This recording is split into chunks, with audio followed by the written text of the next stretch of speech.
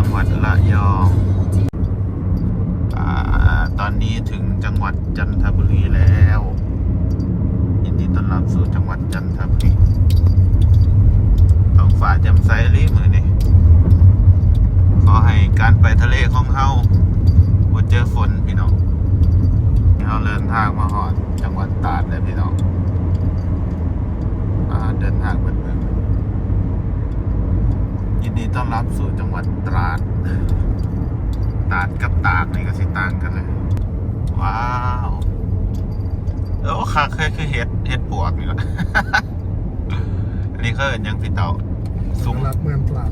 สัญลักษณ์เมืองตราดอ๋อเป็นลูกหมวกค่ะเคยเป็นลูกหมวกเนาะแต่เบิ่งคือเห็ดปวกนี่แหละถนนสวยมากขอให้ฝนบ่ตกเด้อพี่บอยแม่อย่าให้ฝนตกเด้อมื้ออื่นนี่จะไปเที่ยวทะเลจะไปเที่ยวเกาะกูดอันนี้เอามาถึงตัวเมืองตราดแล้วตัวเมืองจังหวัดตราด เดี๋ยวก็สิว่าเฮาเอาผิดอีกจังหวัดตราดเป็นจังหวัดที่ติดกับชายแดนกัมพูชาเลยพี่น้อง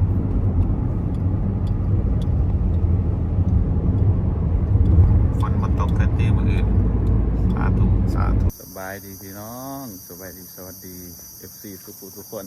ยินดีต้อนรับเข้าสู่ช่องว่าสุขคนดีพี่น้องมื้อทริปนี้เฮาเดินทาง2 มื้อแล้วเนาะพี่น้องเต็มกำลังฮอดจังหวัดตราดพี่น้องเอ้ยส่งเสื้อกันแต่มื้อวานนี่พี่น้อง เดินทางมาแต่บ้านยังบ่ทันมีโอกาสเปลี่ยนซะพี่น้องเพราะว่าเดินทางมาฮอดอุบลแล้วก็ต่อรถไฟมาฮอดกรุงเทพแล้วก็พี่เต้าไปรับอยู่สถานีรถไฟก็เดินทางมาตราดเด้อเนาะเพราะว่ามื้ออื่นเฮาสิข้ามไปเกาะกูดพี่น้องก็เลยว่าฝ่าวมานี่กรุงเทพก็บ่ได้แวะเนาะ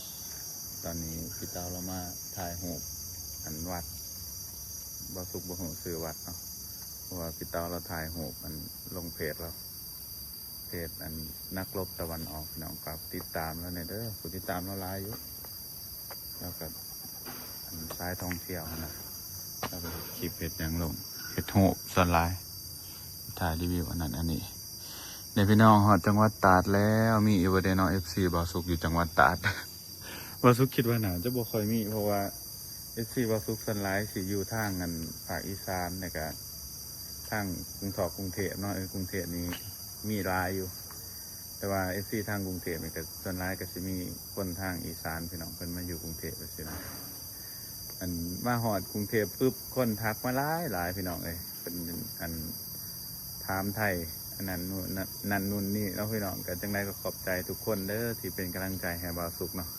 การเดินทางทริปนี้เป้าหมายหลักๆก็คืออยากมาทะเลนี่พี่น้องอยู่ที่จังหวัดตราดเกาะกูดเนาะเห็นใน TikTok ก็เลยว่าอยากมาครั้งในชีวิตก็ได้มาสมใจเนาะต้องขอบคุณพี่เต๋าที่พามาขอบคุณพี่เต๋าที่พามาถึงมาฮอดคันบ่มีพี่เต๋านี่ก็สิมาบ่ฮอดมื้อนี้เฮาก็สิได้พักอยู่ตราดคืนนึงพี่น้องแล้วก็จังว่ากันอีกทีนึงเนาะเดี๋ยวบ่สุขสิถ่ายอัปเดตไปให้ทีละนิดทีละน้อยตอนนี้พี่เต๋าพามาคาเฟ่แต่ว่ามื้ออื่นนี่ขอว่าฝนสิตกคักมาคาเฟ่ริมทะเลอยู่ที่จังหวัดตราดพี่น้องครั้งแรกเลยสิมานี่อันนี้จักซื้อคาเฟ่อีหยังแต่ว่าพี่เต้าว่ามันติดทะเลอ๋อคิดว่าสิได้เพาะทะเลมื้ออื่นมาเลยเพาะมื้อนี้เว้ยจะเป็นยังไงเขาเปิดอยู่บ่พี่เต้าแต่ว่าเขาคือสิบ่ได้เปิดบ่แต่มันลงไปทะเลทางไหนนี่บ่เพลงกิตติกสิทธิ์เดี๋ยวเขามาเบิ่งทะเลกันพี่น้องโอ้โคตรงามเลยแต่ว่าน้ำทะเลลดบ่ฮู้ว่ามื้ออื่นนี่เฮาสิเป็นจังไดพี่น้องข้ามไปเกาะกูดบ่ฮู้ว่าฝนสิตกค่ำหรือว่าบรรยากาศสิดีเนาะพี่น้องเอ้ยแต่มาทะเลสมใจละ อย่างสวยเลยพี่น้องเอ้ยถ้ามิคิดว่าสิได้ไปเห็นทะเลมื้ออื่นพุ่นแหล้วเนาะแต่ว่าพี่เต๋าเราฝากเขามาแวะอันคาเฟ่ระหว่างทางไปอันบ้านหาดเล็กเนาะชายแดนกัมพูชากับอันประเทศไทยพี่น้องในการทางบ่อนนี้มันจะเป็นอันบ่อนแคบสุดของประเทศไทยเนาะแคบที่สุดในประเทศเลยนะแบบแผ่นดินมันแคบเขาเนาะเพราะว่าแผ่นที่ประเทศไทยมันจิกมาจากเสียนะเป็นชายแดนระหว่างประเทศพี่น้องงามคาเฟ่ตัวนี้แต่ว่าผมมีคนเลยงามอะไรวะงามคักคาเฟ่ตัวนี้เนาะทางหลังมันจะเป็นแบบติดทะเลเลยซึ่งทะเลตัวนี้ก็แบบเฮาบ่ทันได้ฮู้เนาะว่าน้ำใสหรือน้ำขุ่นเพราะว่ามันบ่แดดแล้วก็แสงมันบ่สะท้อนนะแต่ว่าบางสุคิดว่าน่าจะน้ำใสอยู่มื้ออื่นพี่น้องมาลุ้นกันว่าเฮาไปเกาะกูดนี้ฝนสิตกห่ำเฮาหรือบ่ก็ขออธิษฐานบ่ให้ฝนตกเด้อพี่น้องให้บ่ให้ผิดหวังนะเพราะว่าบางสุขคาดหวังไว้ว่าอันมากเกาะกูดตั้งใจว่าสิมาลินน้ำทะเลแบบว่าใสๆนะแต่ว่าพ่อวัดจองนั่นจองนี่แล้วลืมไปพี่น้องว่าช่วงนี้กำลังเริ่มเข้าหน้าฝนเนาะก็เลยแบบโอ้ยมันเนี่ยจองนะก็มันยกเลิกบ่ไหลเองทีนะก็เลยต้องมาลุ้นเอาว่าสีผิดหวังหรือสีสมหวังพี่น้องแต่ว่าก็ต้องลุ้นเอาว่าเฮาสิโชคดีหรือสิโชคร้ายแต่ว่าได้เห็นทะเลแล้วก็มีแห้งเลยพี่น้องมักเบิดใจทะเลจะเยียวยาทุกสิ่งทะเลไทยงามเลยพี่น้องเลยเดี๋ยวมื้ออื่นเนาะของแท้แน่นอนไปเกาะกูดนี่โอ้ลืมมาคันตังกล่องมาหาอย่างรอแถวนะตอนนี้เข้ามาหาดลับงามมะลิสวยมากพี่เต๋าพามาหาดลับอยู่ที่จังหวัดตราดเด้อพี่น้องอันนี้หาดบานซื่นนะครับเอิญสวยงามเลยก็กูดแห่งสีงามครับก็จะว่ามาทะเลยามฝนน้ำสีอันนั้นขุ่นมองได้หรือมันกับใสเป็นใสมันขุ่นตรงไหนพี่เต๋าเขาบอกว่าน้ำทะเลจะขุ่นมันบ่ขุ่นเลยไหนมันก็ไม่ได้ขุ่นมันใสกว่านี้อีกว่ะโอ้โคตรงามเลยอยากเล่นเลย เล่นน้ำทะเลเลยมันเนี่ยโคตรสวยเลยหลังจากไปหาตัวนั้นพี่เต๋าพามาหาตัวนี้ให้งามกว่าตัวนั้นเป็นทะเลเถาหาดไม่รูดไปอยากอันนี้เด้เสียดายพี่น้องเขาไปเอากางเกงขาสั้นมาแล้วก็ลงดินน้ำพี่สิครับพี่สิมอนเลยสวยอ่ะป้าโคตรงามเลยป้านี่แหละหาที่ต้องการทุกคนบ่มีโคตรงามป้านานๆจะเป็นก้อสางเนาะอยู่ทางนั้นพี่น้องงามแห้งอลีพี่เต้าบ่ได้เอาโดรนมาบินบ่โดรนมาบินที่มันจะงามนี่มันบินได้อยู่ป้าอิสาเขื่อนก็จะได้พี่น้องนี่เขื่อนติดทะเลเนาะ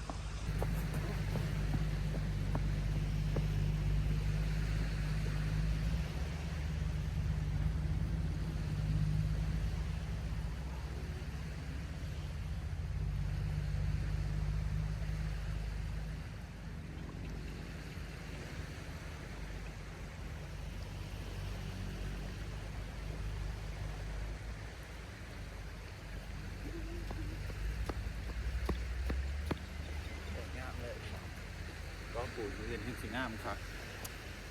ตื่นเต้นเลยสิไปก็กูดมืออื่นพี่เต้าบอกว่าหาดนี้ยังบ่งามปานใดว่าขนาดบ่งามเนาะขอยอยากลงไปแล่นบอลทันเดคือสิคักโอ้ยเสียดายว่ะสุดมากแต่ว่านี่พุ่น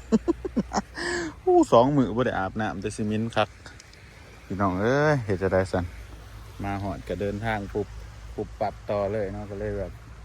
ผมมีเวลาหอดเตรียมเสื้อผ้าจำน้องเลยเดี๋ยวเขาสิย่างไปดินบ้านกันก่อนว่ะจังหวัดตราดเป็นจังหวัดที่แบบว่าคนบ่ค่อยมาเที่ยวร้ายปานใดบ่คือ ภูเก็ตกระบี่พังงาพี่น้องทางนั้นมันเดินทางง่ายขันมันแบบเดินทางแบบง่ายนี่นักท่องเที่ยวน่าจะหลายหรือว่าบางที่มันอาจจะเป็นแบบบาซุกมาส่วงโลซีซันเนาะโลซีซันก็คือส่วงหน้าฝนนี่แหละพี่น้อง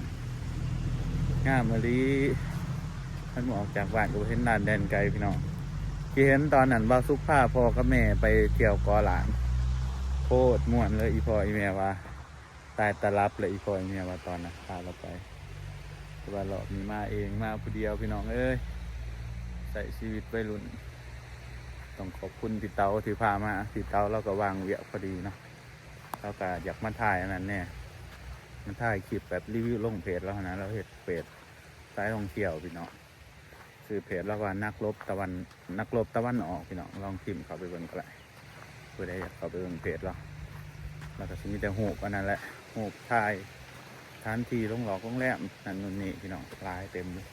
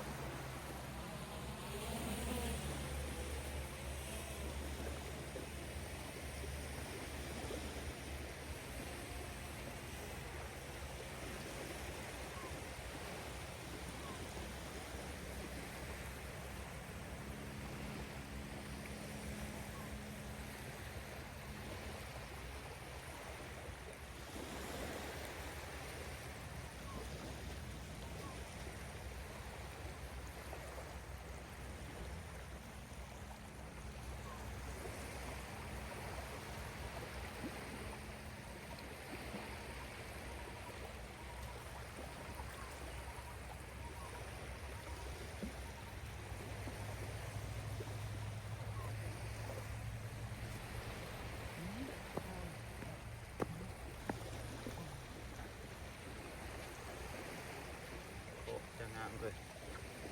สุดยอดบ่งามเลยจังไงวะบ้านเขาบ่มีทะเลเนาะเขาก็ว่ามันงามแล้วพี่น้องเลยว่าอยากมานั่งงอๆอยู่ริมทะเลแบบนี้ชายหาดแบบนี้แบบที่เราต้องการพี่น้องที่บ่สุกมักคือชายหาดที่บ่มีคน